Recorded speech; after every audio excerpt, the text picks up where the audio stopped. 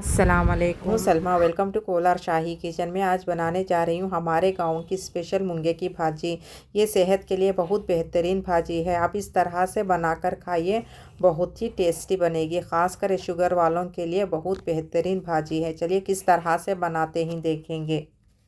बिस्मिल्लाहिर्रहमानिर्रहीम। देखिए ये हमारे गाँव की मूंगे की भाजी है। आप इस तरह से लेकर देखिए पत्ते पत्ते इस तरह से छुड़ा लीजिए। देखिए नीट इस तरह से छुड़ा छुड़ा कर रख लीजिए आप।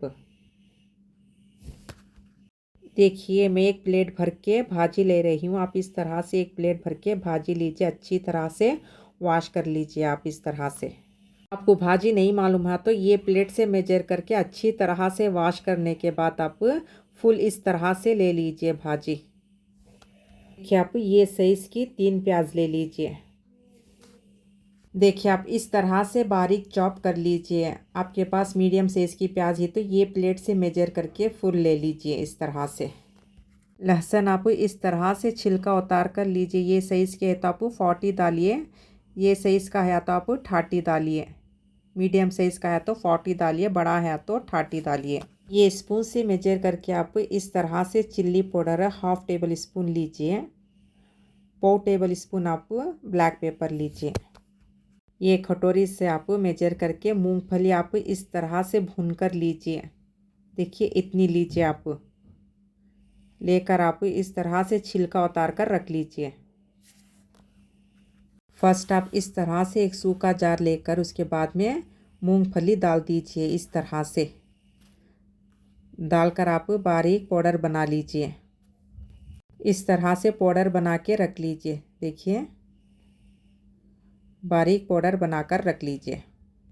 वही जार अच्छे तरह से पोंछ कर आप लहसुन भी डाल लीजिए। आपके जार में कितना बारीक होता उस तरह से आप लहसुन पीस लीजिए।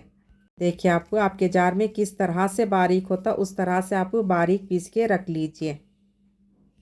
मूंगफली ये कटोरी से मेजर करके काट लीजिए। आप लहसुन देखिए आप इस तरह से निकाल कर रख लीजिए।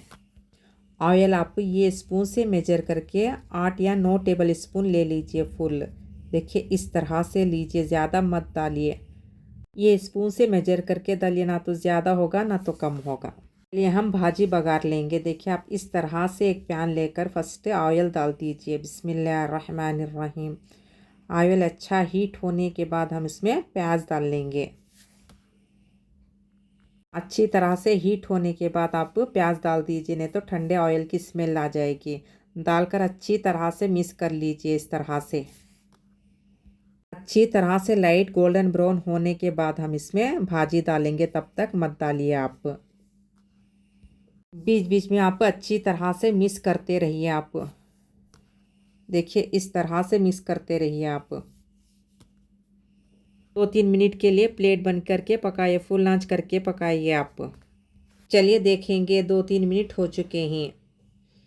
देखिए अच्छी तरह से गोल्डन ब्राउन हो चुकी है। अब इसमें लहसुन डाल लेंगे। इस तरह से लाइट गोल्डन ब्राउन होने के बाद आप लहसुन डाल दीजिए।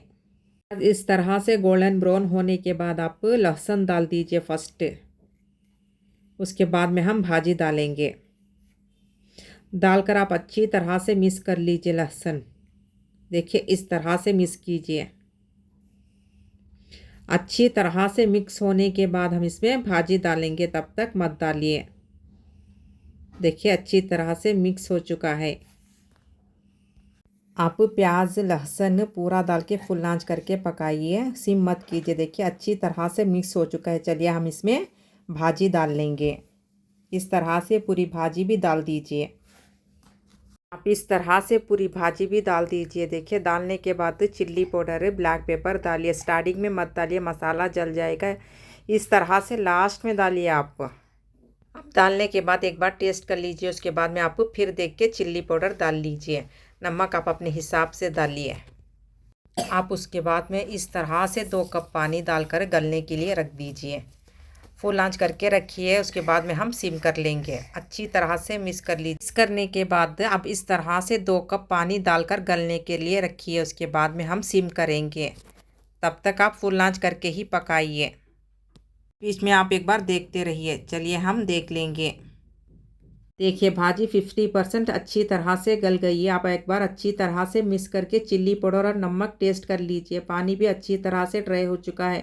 इतना पानी होते के मन आप फ़ौरन सिम कर दीजिए। मिनिमम 10 मिनट सिम करके पकाइए आप। देखिए आप बीच बीच में एक बार देखते रहिए क्योंकि भाजी जल जाएगी। इस तरह से आप बीच बीच में देखने के बाद एक बार अच्छी तरह से मिक्स कीजिए। इस तरह से मिक्स करने के बाद फिर से आप अच्छी तरह से मिक्स करने के बाद इस तरह से लीड बंद करके आप 5 मिनट मिनिमम पकने के लिए रखिए। सिम आंच करके ही पकाइए आप। चलिए 5 मिनट हो चुके हैं। अब हम भाजी देख लेंगे। माशाल्लाह देखिए पानी भी अच्छी तरह से ड्राई हो चुका है। भाजी भी अच्छी तरह से गल चुके हैं। इस तरह से गलने के बाद आप सर्व कीजिए। मेन यहाँ पर देखिए आप पकते हुए भाजी में मूंगफली मत डालिए। आप हाफ करके गैस 2-3 मिनट के बाद में आप डालिए। देखिए आप गैस फ़ौरन बंद करके 2-3 मिनट के बाद इस तरह से आप मूंगफली का पाउडर डालिए। गरम गरम में मत डालिए क्योंकि भाजी चिपक जाएगी। देखिए 2-3 मिनट ठंडा करके आप इस तरह से मूंगफली का पाउडर डाल दीजिए। आप इस तरह से डालकर एक बार अच्छी तरह से मिक्स कर लीजिए। उसके बाद में हम फिर से डाल लेंगे बचा हुआ पाउडर। डालकर आप एक बार अच्छी तरह से मिक्स कर लीजिए। उसके बाद में हम सर्व करेंगे। चलिए अब हम सर्व कर लेंगे। बिस्मिल्लाहिर्रहमानिर्रहीम। आप इस तरह से एक बार ज़रूर बना कर दीजिए। बहुत ही पसंद से खाएंगे। ये भाजी शुगर वालों के लिए बहुत बेहतरीन भाजी है।